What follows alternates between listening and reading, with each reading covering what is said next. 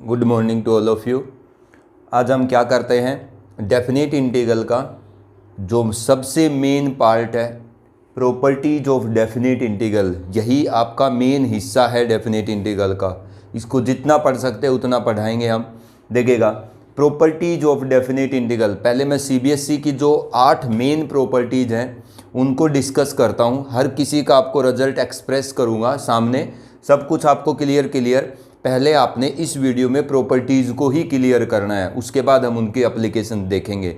देखिएगा, जो सबसे पहली प्रॉपर्टी है, प्रॉपर्टी नंबर 1, ठीक है, वो क्या कहती है, डेफिनेट इंटीग्रल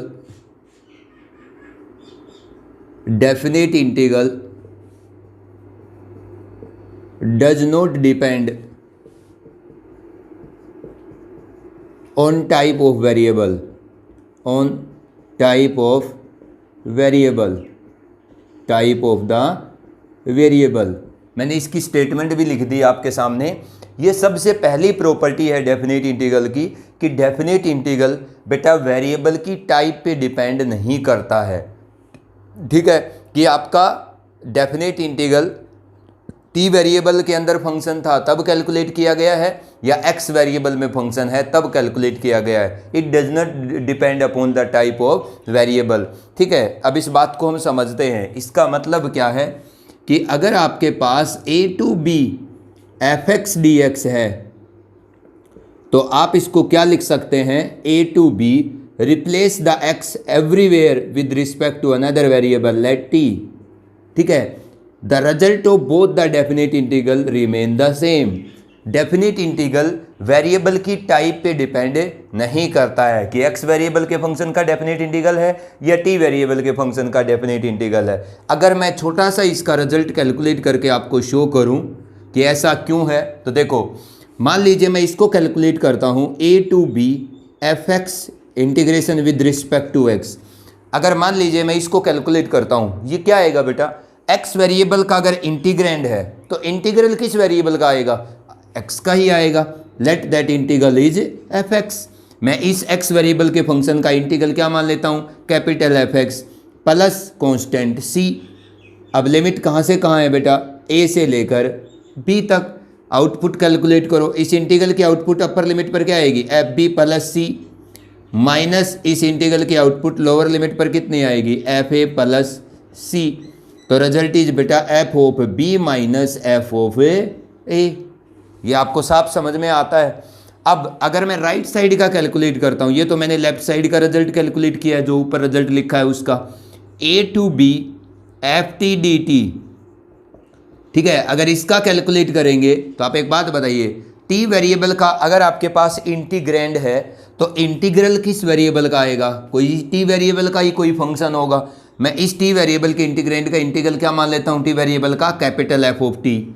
लिमिट कहाँ से कहाँ है बेटा, ए टू बी। कितना आएगा result, F of T plus C जोड़ लो आप। ठीक है, तो क्या आएगा, अपर लिमिट पर इंटीग्रल की output F of B plus C, minus integral की आउटपुट लोअर लिमिट पर F of A plus C. तो रिजल्ट इज गया बेटा F of B minus F of A. क्या दोनों बातों में फर्क है, ये आपका राइट हैंड साइड है। ठीक है, so left hand side is equal to right hand side. इसका मतलब दोनों बातें इक्वल आती हैं। Definite integral does not depend upon the type of variable, ये वेरिएबल की टाइप पे डिपेंड नहीं करता। अगर आपका डेफिनेट इंटीग्रल जो कैलकुलेट हो रहा है उसमें जो भी वेरिएबल का फंक्शन है, हर जगह वेरिएबल को किसी दूसरे वेरिएबल से चेंज करते हो, डेफिनेट इंटीग्रल के आउटपुट पे फर्क नहीं पड़ेगा। ठीक है, this is the first property. मैं उम्मीद करता हूँ आपको ये क्लियर हो गई होगी। सबसे पहले हम इन प्रॉपर्टीज को क्लियर करेंगे। ठीक है, नेक्स्ट देखिएगा। अब मैं स्टेटमेंट नहीं लिखूंगा बेटा, मैं वैसे आपको बता देता हूं। ये नेक्स्ट प्रॉपर्टी है, ये क्या है कि a to b f of x D x, आप इसको लिख सकते हैं b to a f of x D x. लेकिन एक बार अगर आपने लिमिट को चेंज किया तो एक माइनस से आपको क्या करना पड़ेगा बेटा, मल्टीप्लाई करना पड़ेगा। मतलब अगर हमारे डेफिनेट इंटीग्रल की लिमिट a टू b है तो हम उन लिमिट को इंटरचेंज कर सकते हैं, लेकिन एक इंटरचेंज के ऊपर आपको क्या करना पड़ेगा, एक माइनस साइन या एक नेगेटिव साइन से मल्टीप्लाई करना पड़ेगा। मतलब a to B F x D x is equal to minus of b to a f x D x. अब इस बात को कैसे प्रूव करेंगे?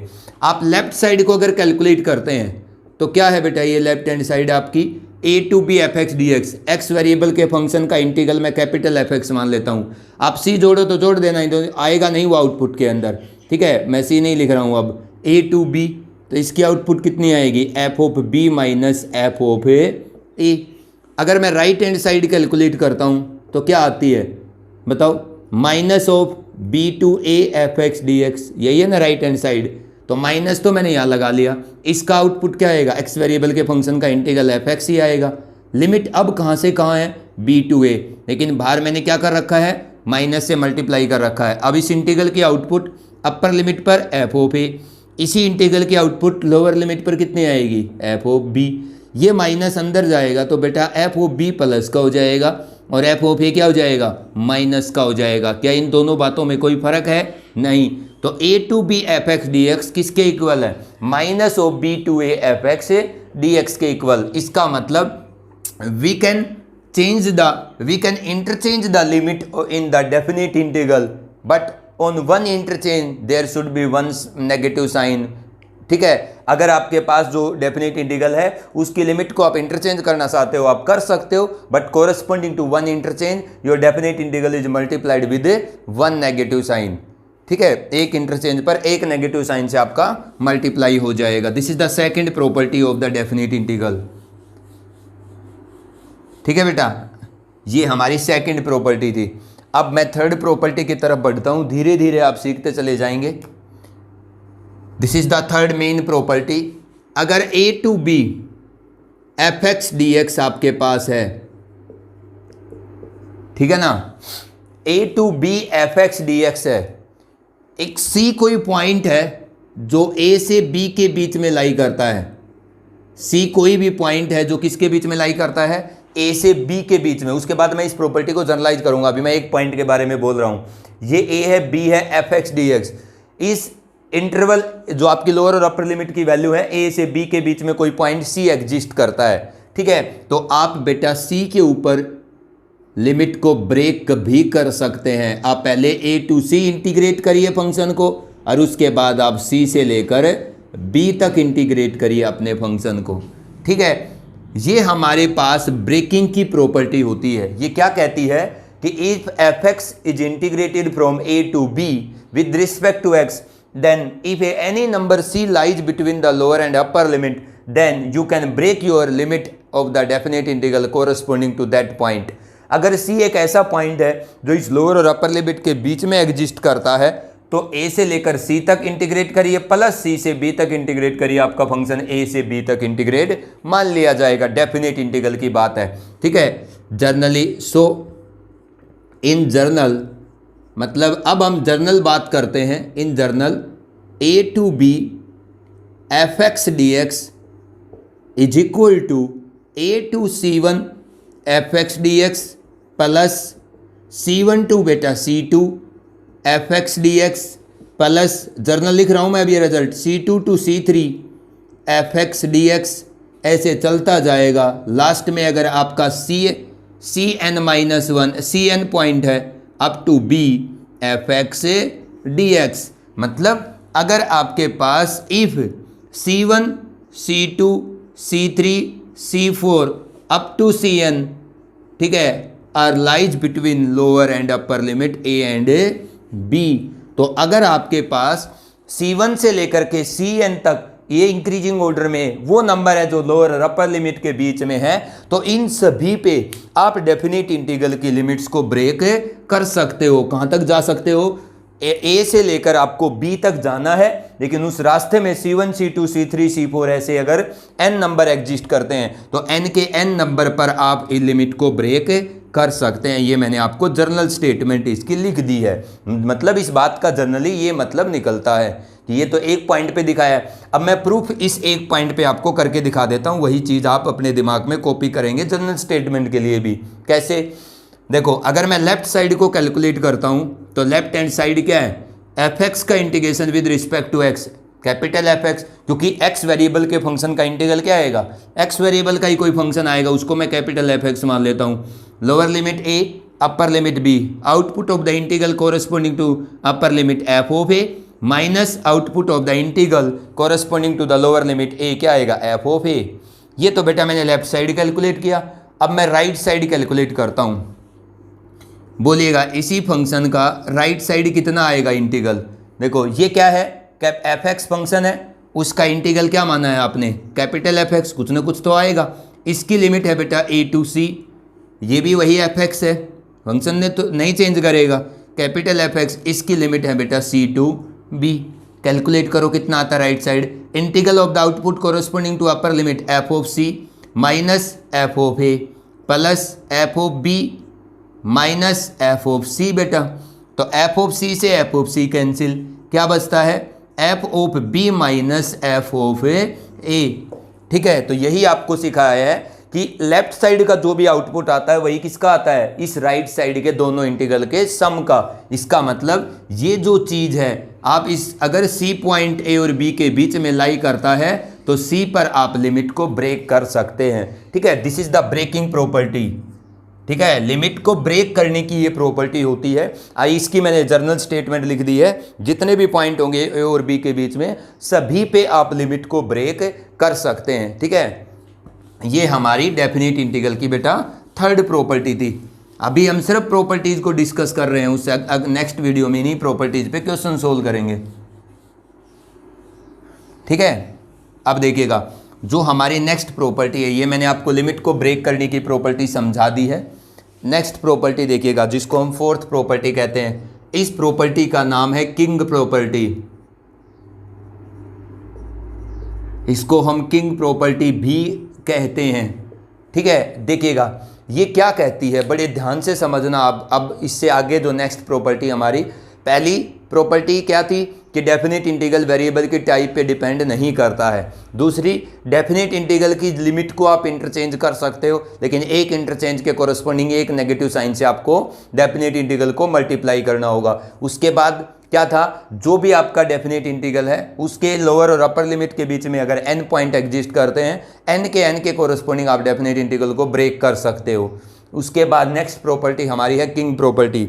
ये क्या कहती है, इसकी क्या स्टेटमेंट है, ए टू बी, ये मैं मेन लिख रहा हूं बेटा, ठीक है ना, लेकिन जिसको किंग प्रॉपर्टी कहा जाता है ये उसी का पार्ट है। पहले मैं उसका मेन जो जर्नल फॉर्मेट है उसको बता देता हूं, ठीक है ना, उसके बाद किंग प्रॉपर्टी उसी का पार्ट है।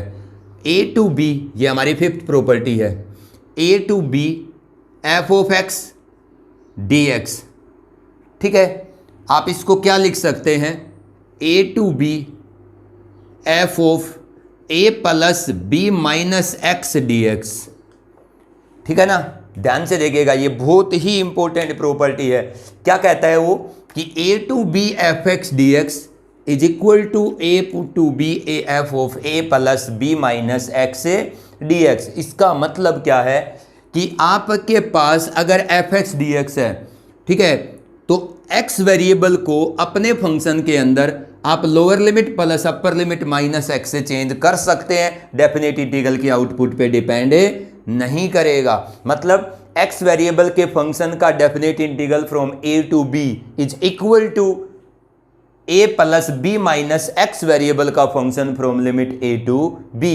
मतलब एक्स वेरिएबल का फंक्शन जो भी ए से बी तक आउटपुट देगा, डेफिनेट इंटीग्रल मतलब एक्स वेरिएबल के फंक्शन पे जो भी ए टू बी डेफिनेट इंटीग्रल की आउटपुट आएगी, वही आउटपुट सेम आएगी किस वेरिएबल के फंक्शन के डेफिनेट इंटीग्रल की from A to B, a plus B minus x variable के फंक्शन की। मतलब a is the lower limit, ये ए क्या है, लोअर लिमिट, जो बेटा यहां पर बी है ये कौन है, upper limit, b is the upper limit. ठीक है ना, इसका मतलब lower limit plus upper limit, ठीक है ना, lower limit plus upper limit minus x. मतलब एक्स कैन चेंज इनटू, आप एक्स को किस में चेंज कर सकते हो, lower limit plus upper limit minus x के अंदर डेफिनेट इंटीग्रल की आउटपुट पे डिपेंड, डेफिनेट इंटीग्रल की आउटपुट का वेरिएशन नहीं आएगा, मतलब आउटपुट चेंज नहीं करेगी। मतलब इस प्रॉपर्टी का कहने का मतलब क्या है कि x वेरिएबल के फंक्शन का डेफिनेट इंटीग्रल जो भी आएगा a से b तक, वही सेम डेफिनेट इंटीग्रल आएगा a plus b minus x variable के फंक्शन का डेफिनेट इंटीग्रल उसी लिमिट a से b तक। मतलब lower limit plus upper limit minus x variable के फंक्शन का जो डेफिनेट इंटीग्रल आता है वो इक्वल आता है एक्स वेरिएबल के फंक्शन के डेफिनेट इंटीग्रल के जो a से b तक है। इसका मतलब मैं डेफिनेट इंटीग्रल के अंदर वेरिएबल को, मतलब किसी डेफिनेट इंटीग्रल को अगर मैं कैलकुलेट कर रहा हूं तो फंक्शन के वेरिएबल को lower limit plus upper limit minus x के अंदर चेंज करके लिख सकता हूं, कोई फर्क नहीं पड़ेगा। इस बात का मतलब क्या है कि आप डेफिनेट इंटीग्रल जिस फंक्शन का कर रहे हो वो फंक्शन जिस वेरिएबल में है उस वेरिएबल को आप किस में चेंज करके लिख सकते हो, lower limit plus upper limit minus x में चेंज करके। डेफिनेट इंटीग्रल के आउटपुट पे फर्क नहीं पड़ेगा अगर आप वो आपका आसानी से कैलकुलेट हो रहा है तो, ठीक है, ये आपकी मदद करता है। तो मेरी बात क्लियर हो गई। मैं फिर बता देता हूँ, आप डेफिनेट इंटीग्रल के अंदर फंक्शन के वेरिएबल को lower limit plus upper limit का जोड़ माइनस एक्स जितना भी बनता है उससे अगर चेंज करते हो तो डेफिनेट इंटीग्रल की आउटपुट पे फर्क नहीं पड़ेगा। क्लियर। अब देखो मैं इसको प्रूव करके दिखाता हूं। अब हम इसका प्रूफ करते हैं थ्योरेटिकल, कैसे कैलकुलेट करेंगे। देखो बेटा, हम इसकी राइट साइड को लेके चलेंगे, हम इसकी राइट हैंड साइड को लेके चलेंगे। क्या है ये, A to B F of A plus B minus X D x, यही है ना। अब क्या कीजिएगा इसके अंदर, ये प्रूफ बहुत इंपॉर्टेंट है सीबीएसई के लिए भी, ध्यान रखना आप इस बात का। a plus B minus x को पुट करिए t। अब क्या पुट कर दो, ये जो आपका a plus B minus x है इसको t पुट कर दो। अगर इसको t पुट किया तो a का डेरिवेटिव x के रिस्पेक्ट में 0, b का 0 माइनस एक्स का 1 dx is equal to t का 1 dt। बेटा dx कितना आ गया, माइनस dt आ गया।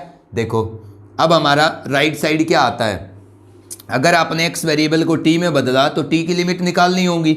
t कौन है, a plus B minus x है। बताओ t की लोअर लिमिट ना, x की लोअर लिमिट a है। अगर x की लोअर लिमिट में a लिखूंगा तो a plus B minus a to a cancel out. t की लोअर लिमिट कितनी आएगी, कितनी आएगी बेटा, b। अगर मैं x की जगह x की अपर लिमिट रखूंगा b तो b to b cancel out. t की अपर लिमिट क्या आएगी, a। जो आपका ओरिजिनल वेरिएबल है उसकी लोअर लिमिट पर आपको चेंज्ड वेरिएबल की लोअर लिमिट मिलती है और उसकी अपर लिमिट पर आपको चेंज्ड वेरिएबल की अपर लिमिट मिलती है। क्लियर।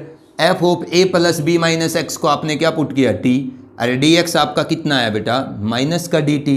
अब देखो ध्यान से देखना, अब ये minus b to a f T D t है तो क्या मैं इन लिमिट को इंटरचेंज करता हूं, क्योंकि मैं राइट साइड को अगर लेफ्ट के इक्वल प्रूव करूंगा तो लेफ्ट की लोअर लिमिट a है बेटा और अपर लिमिट कितनी है b।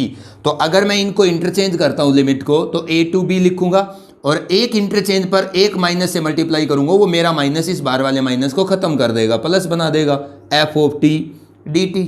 अब क्या कर सकते हैं हम, डेफिनेट इंटीग्रल वेरिएबल की टाइप पे डिपेंड नहीं करता, हर जगह t है तो मैं हर जगह x भी लिख सकता हूं। ये आपने सबसे पहले पढ़ा था, ठीक है, कि definite integral does not depend upon the type of variable, this is the left hand side of our property. तो ये हमने प्रूव किया है कि जो आपकी राइट साइड है उसका इक्वल है वो किसके, लेफ्ट साइड के। थ्योरेटिकली हमने इस चीज़ को प्रूव कर दिया, ठीक है, कि आपके पास जो लेफ्ट साइड है वो किसके, राइट साइड है वो किसके इक्वल है, लेफ्ट साइड के इक्वल। इसके बाद जो इसका किंग प्रॉपर्टी है, जो इसका दूसरा पोर्शन है शॉर्टकट, अब वो करते हैं, लेकिन वो इसी का रूप है, आपने ध्यान से देखना, जिसको हम किंग प्रॉपर्टी कहते हैं। देखो अगर मैं इसी के अंदर,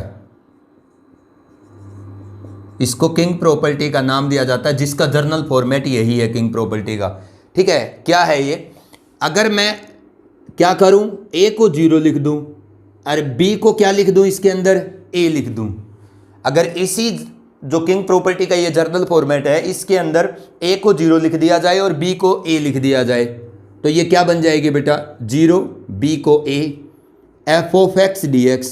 और यही ज़्यादातर यूज करते हैं हम, लेकिन इसको भी भूलेंगे नहीं, a को 0 b को a, ठीक है ना, f of a 0 b a minus X D x. ये क्या कहती है बेटा कि 0 to a f of x dx is equal to 0 to a f of a minus x dx। ये हमारी किंग प्रॉपर्टी है कि अगर आपके पास x वेरिएबल का फंक्शन है, ठीक है, जिसका आप इंटीग्रेशन कर रहे हो, तो x की जगह आप अपर लिमिट माइनस एक्स भी लिख सकते हैं। डेफिनेट इंटीग्रल की आउटपुट पे डिपेंड मतलब चेंज नहीं करेगी। ये हमारी किंग प्रॉपर्टी है, जो इसी का रूप है, जिस किंग प्रॉपर्टी का ये जर्नल फॉर्मेट है, ये इसी से आया। मैंने क्या किया, a को 0 लिखा और b को a लिखा, तो यही प्रॉपर्टी क्या आ गई, 0 to a f x dx। आप क्या लिख सकते हो, 0 to a f of a minus x dx। ठीक है, मतलब अगर x वेरिएबल के फंक्शन का डेफिनेट इंटीग्रल कैलकुलेट कर रहे हो ना आप 0 to a, तो वो बराबर आएगा किसके, a माइनस एक्स वेरिएबल के फंक्शन के डेफिनेट इंटीग्रल के, फ्रॉम 0 to a। इस बात को अब हम ज्योमेट्रिकली समझते हैं कि देखो, ज्योमेट्रिकल मीनिंग मैंने आपको बताया था कि डेफिनेट इंटीग्रल का ज्योमेट्रिकल मीनिंग क्या होता है। डेफिनेट इंटीग्रल क्या करता है, जिस लोअर से अपर लिमिट के बीच में आप फंक्शन का डेफिनेट इंटीग्रल कैलकुलेट कर रहे हो, ठीक है, उस फंक्शन का उन सभी एरियाज का एल्जेब्रिक सम बताता है जो वो फंक्शन या उस फंक्शन की कर्व एक्स एक्सिस के साथ क्या करती है, बाउंड करती है या बनाती है। ठीक है, मतलब डेफिनेट इंटीग्रल का काम क्या है, a to b f x dx का मतलब algebraic sum of all the areas bounded by the curve this F x from a to b। यहां पर क्या है, 0 to a है, ठीक है ना। तो a to b f x dx का ज्योमेट्रिकल मीनिंग क्या होता है, इस एफ एक्स कर्व ने एक्स एक्सिस के साथ a से लेकर b तक जितने भी एरियाज बाउंड किए हैं, ठीक है, अब वो एक्स एक्सिस और बिलो एक्स एक्सिस सबका एल्जेब्रिक सम, ठीक है, मतलब taken all the areas with their sign. ठीक है, अब ज्योमेट्रिकल मीनिंग बताता हूं मैं अपनी स्किंग प्रॉपर्टी का, यही चीज आप इस पे अप्लाई करना। देखो, कोई ये मेरी एफ एक्स कर्व है, ये मेरी क्या है, एफ एक्स कर्व है फ्रॉम 0 to a। थोड़ा सा दिमाग लगाना बेटा आप, ये आपकी एफ एक्स कर्व है, ये आपका x इज इक्वल टू 0 है, ये x is equal to a है। इस एरिया को बताएगी, ये 0 से ये कैसा भी हो, मतलब आपको ये ज्योमेट्रिकल इसका मीनिंग समझना है। तो 0 to a f x D x क्या बताएगा, 0 से लेकर a तक इस एफ एक्स कर्व ने एक्स एक्सिस के साथ जो भी एरिया बनाया है उस एरिया का एल्जेब्रिक सम। मान लो ये एरिया बना है 0 से लेकर a तक, इस एफ एक्स कर्व ने एक्स एक्सिस के साथ ये एरिया बनाया है, ठीक है, ये हमारी वाई एक्सिस है, ये एक्स एक्सिस है।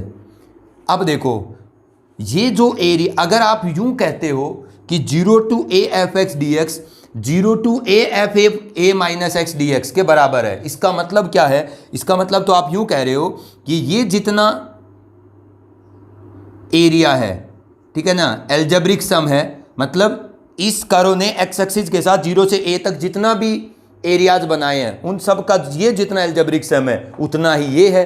मतलब ये दोनों एरिया क्या हैं, बराबर हैं। मतलब दोनों डेफिनेट इंटीग्रल का मतलब ये जो ये कर्व 0 से a तक जितने भी एक्स एक्सिस के साथ एरिया बाउंड करती है उनका एल्जेब्रिक सम, और ये curve a minus x F of a minus X D x 0 से a तक जितना भी एरियाज बाउंड करती है एक्स एक्सिस के साथ उनका एल्जेब्रिक सम बराबर है। इसका मतलब तो आप ये कहना चाहते हो, बिल्कुल बराबर है। क्यों, देखो, अगर F x curve x axis के साथ 0 से लेकर a तक ये एरिया बाउंड करती है, तो F of a minus x curve भी 0 से लेकर a तक एक्स एक्सिस के साथ यही एरिया बाउंड करेगी। देखो, यहाँ लिमिट अगर इनपुट को ने यहाँ x, मतलब आपका किस वेरिएबल में फंक्शन है, x वेरिएबल में, तो x वेरिएबल का फंक्शन का लिमिट 0 to a है, तो 0 से लेकर a तक x वेरिएबल के फंक्शन की एल्जेब्रिक सम एरियाज का एक्स एक्सिस के रिस्पेक्ट में यही आता है। तो ये तो लिमिट है बेटा 0 to a, इसकी लिमिट क्या है, 0 to a अगर वेरिएबल x है तो।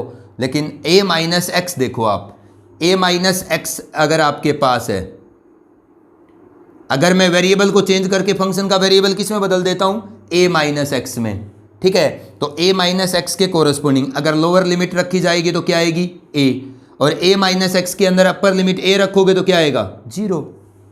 मतलब क्या हुआ कि अगर आपने x को a माइनस एक्स से चेंज किया ना, तो एफ एक्स जो 0 से a तक एरियाज का एल्जेब्रिक सम बता रहा था, उस एफ एक्स के इनपुट को अगर a माइनस एक्स में चेंज करते हो तो कुछ फर्क नहीं पड़ेगा, क्योंकि x वेरिएबल के साथ 0 to a, मतलब एफ एक्स जीरो से ए तक जो एल्जेब्रिक सम बताता है वही F of A minus x बताएगा, लेकिन ये कहाँ से कहाँ बताएगा, ए टू जीरो। ये क्या बता रहा है, F of A minus x करो ने जीरो से लेकर ए तक जो एरिया बाउंड किया है। अब ए माइनस एक्स के कोरस्पोंडिंग अपर लिमिट कौन आएगी, ए, और लोअर लिमिट कौन आएगी, जीरो। मतलब ये भी वही एरिया बताएगा, लेकिन इसकी लोअर लिमिट ए होगी ए माइनस एक्स की, और अपर लिमिट क्या होगी, जीरो होगी। मतलब ये जीरो से ए तक आपकी करो का एक्स एक्सिस के साथ बाउंड एरिया बता रहा है, और ये ए से लेकर जीरो तक, ठीक है, आपकी ये आपका क्या है, एक्स वेरिएबल के लिए है, और ये किसके लिए है, ए माइनस एक्स वेरिएबल के लिए। तो एक्स वेरिएबल के कोरस्पोंडिंग फंक्शन जीरो से ए तक जो भी एल्जेब्रिक सम बताता है एरियाज का, तो अगर F of A minus x करोगे तो इनपुट बदलने पर आपकी लिमिट कहाँ से कहाँ चली जाएगी, आपका रास्ता कहाँ से कहाँ हो जाएगा, ए टू जीरो। ये तो आपका एक्स इनपुट के साथ तो क्या है, जीरो टू ए, अरे आपके पास जो क्या नाम है ए माइनस एक्स इनपुट है उसके लिए कहाँ से कहाँ है, ए टू जीरो, ठीक है ना। F of A minus X D x का